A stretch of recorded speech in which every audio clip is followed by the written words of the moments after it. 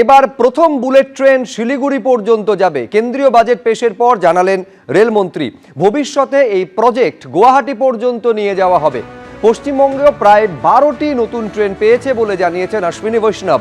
গত 40 বছরে কলকাতা মেট্রোর 27 কিলোমিটার রেলপথ, 2014 সালের পর 11 বছরে কলকাতা মেট্রোর 45 কিলোমিটার লাইন তৈরি হয়েছে।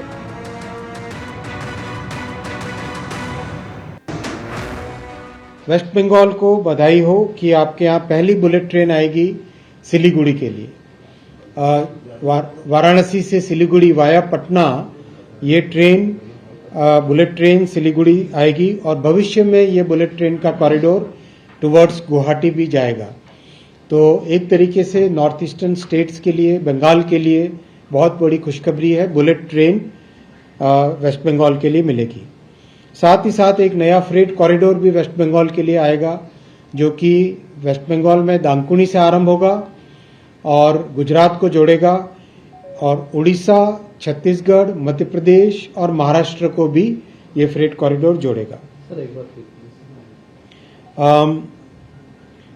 करीब करीब 1 दर्जन से अधिक गाड़ियां वेस्ट बंगाल में चलाई गई हैं और मैं विशेष जिक्र करूंगा वेस्ट बंगाल के केस में कि कोलकाता मेट्रो जो 40 साल में मात्र 27 किलोमीटर 27 किलोमीटर्स इन 40 इयर्स हुआ था, 2014 के बाद में इस 7 इयर्स में 45 किलोमीटर्स कोलकाता मेट्रो बनी।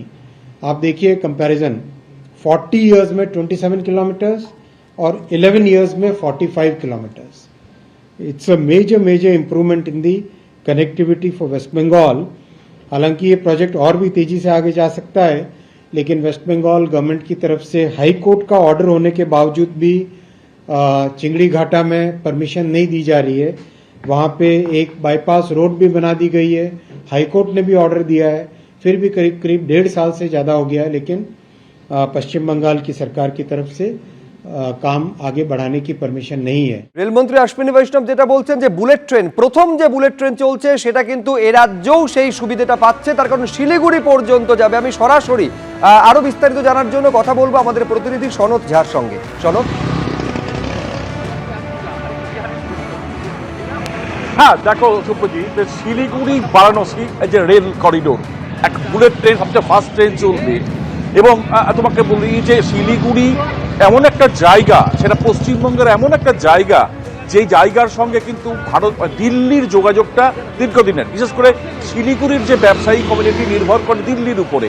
সেই জায়গায় দাঁড়িয়ে এই যে বুলেট ট্রেন, সেটা শিলিগুড়ি, বারাণসী এবং দিল্লি কানেক্টিভিটি, সেটা অনেকটা বেশি, বিশেষ অর্থনৈতিকভাবে শিলিগুড়ির যে ট্রেড, এর শিলিগুড়ি তো কোনো বড় শিল্প নেই ঠিকই, কিন্তু ট্রেড হাব হিসাবে শিলিগুড়ি কিন্তু দীর্ঘদিন ধরে প্রতিষ্ঠিত।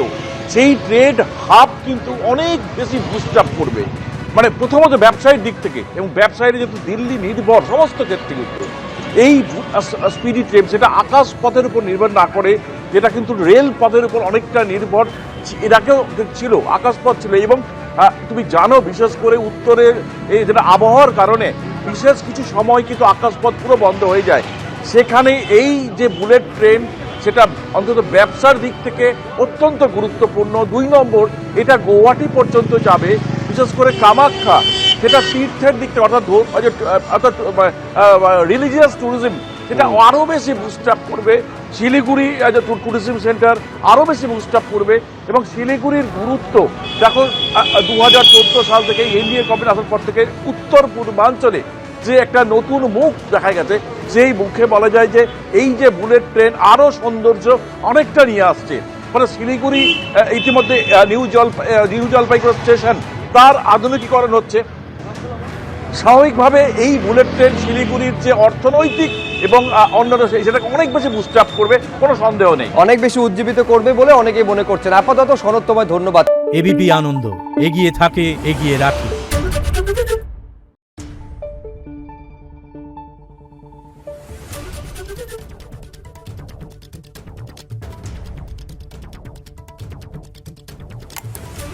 Thank you.